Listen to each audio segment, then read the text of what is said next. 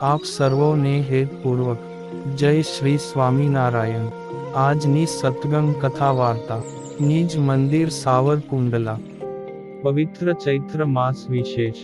આજની સત્સંગ કથા વાર્તામાં આપણે શ્રી ઉત્સવ વિશેષ કથા સાંભળશું।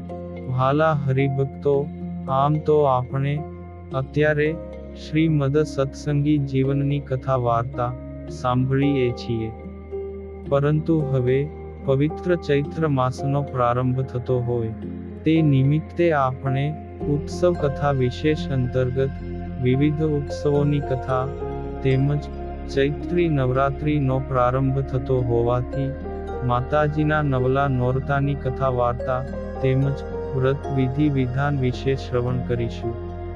અને ત્યારબાદ આપણી જે રેગ્યુલર કથા ચાલુ છે તે આપણે આગળ સાંભળશું। તો તેમાં પ્રથમ ગુડી પડવાથી શરૂઆત કરીએ છીએ। પવિત્ર ચૈત્ર માસ વિશેષ। આજની સત્સંગ કથા વાર્તામાં આપણે શ્રી ગુડી પડવાની કથા સાંભળશું। ગુડી પડવો એટલે સૃષ્ટિનો જન્મદિવસ। ચૈત્ર સુદ એકમ એટલે ગુડી પડવો। ચારેય તરફ પ્રેમ રંગ ને પ્રકૃતિનો અનોખો મિજાજ। દિવસે હલકીપાત રાત્રિના ઠંડીનો અહેસાસ મનને પણ પ્રફુલ્લિત કરે છે। ચૈત્ર ગુડી પડવો એટલે નવ સંવત્સર ચૈત્રી નવરાત્રિનું આગમન, સૃષ્ટિની શુભ શરૂઆત। ચૈત્ર સુદ એકમ એ મરાઠી નવા વર્ષનો પ્રથમ દિવસ છે। એ પાછળ એવી દંતકથા પ્રચલિત છે કે પ્રભુ શ્રી રામચંદ્ર 14 વર્ષનો વનવાસ ભોગવી લંકાપતિ રાવણનો વધ કરી વિજયી થઈને જે દિવસે અયોધ્યા પાછા ફર્યા તે દિવસ ચૈત્ર સુદ એકમ હતી। અયોધ્યા નગરીના લોકોએ ઘેર ઘેર ગુડી તોરણો ઊભા કરીને ભગવાન શ્રી રામના પાછા ફરવાનો આનંદ વ્યક્ત કર્યો। તે સંદર્ભે ગુડી પડવાનો આ તહેવાર દર વર્ષે ઉજવવામાં આવે છે।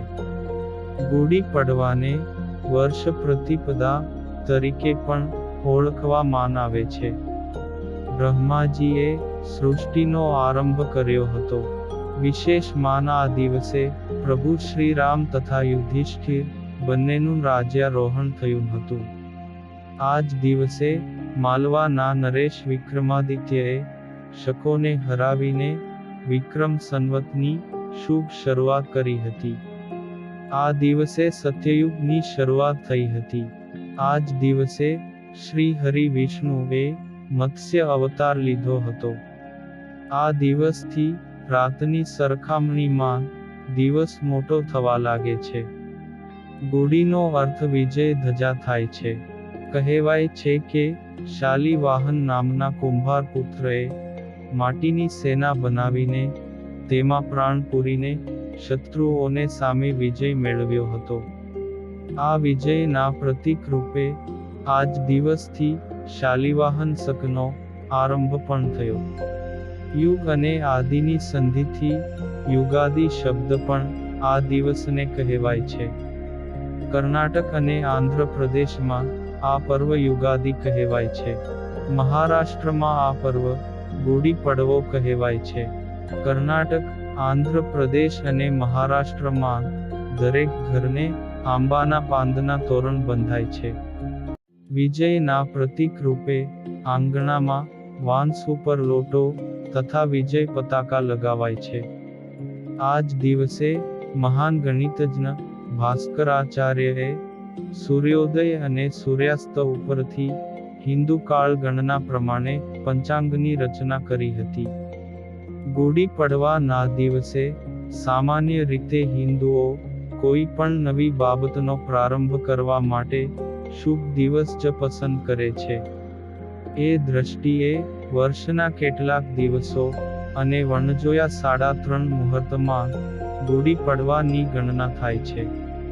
આ જ દિવસે પ્રભુ શ્રી રામે વાલીનો વધ કરીને દક્ષિણની પ્રજાને મુક્તિ અપાવી હતી અને તેથી જ વિજય પતાકા લગાવાય છે। ગુડી એટલે ધજા। ગુડી ઊભી કરતાં પહેલા લાકડીને તેલ લગાવી તેને ચોખ્ખા પાણીથી ધોઈ લેવામાં આવે છે. તેને હળદર, કંકુ વગેરે ચડાવવામાં આવે છે. ગુડી માટે પિત્તળનો કે ચાંદીનો લોટો, કડવા લીમડાની ડાળી, હાયડા, નાનું કાપડ, સાડ, ફૂલનો હાર વગેરે સામગ્રી લેવામાં આવે છે. લાકડીના છેડે નાના રંગીન કપડાને ફીટ બાંધીને તેના પર લોટો ઊંધો મૂકવામાં આવે છે. આ ઊંધા લગાવેલા લોટામાં કડવા લીમડાની ડાળી લગાવીને હાયડાનો હાર પહેરાવવામાં આવે છે. અને લાકડી પર જે રીતે સાડી પહેરાય તે રીતે લાકડીને પણ સાડી પહેરાવાય છે. અને ઘરના આગળના ભાગમાં રસ્તા પરથી પણ સરળતાથી જોઈ શકાય તે રીતે ગોળીને બાંધવામાં આવે છે. આ ગોળીને શ્રીરામના સ્વાગત માટે શુભ ધ્વજાના પ્રતીકરૂપ ગણવામાં આવે છે. ગોળી ઊભી કર્યા પછી તેના પર હળદર, કંકુ વગેરે ચડાવવામાં આવે છે. આ દિવસની શરૂઆત કડવા લીમડાના પાન ખાવાથી કરવાની પ્રથા છે. કડવા લીમડાને આ અરસામાં નવા પાન ફૂટેલા હોય છે. તેના કુમળા પાન લઈ તેમાં ગોળ, જીરું, સ્વાદ પૂરતું મીઠું અને લીંબુ નાખી તેને વાટીને ગોળી બનાવવામાં આવે છે.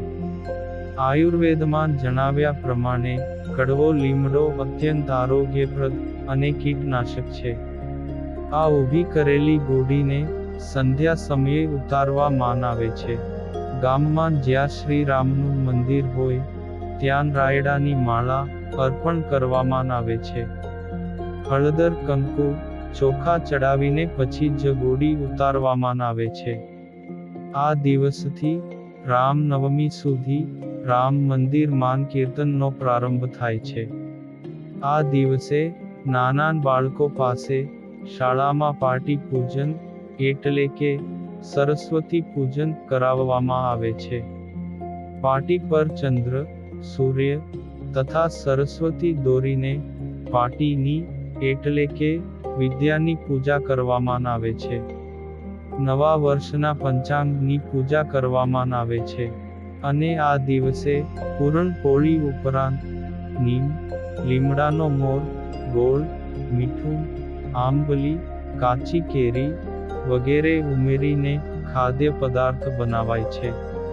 ને આ દિવસે તે ખાવાની પરંપરા છે. અને હવે પછીની કથા વાર્તા આપણે આગળના ભાગમાં સાંભળશું. અત્યારે આપ સર્વોને ભાવથી જય શ્રી સ્વામિનારાયણ.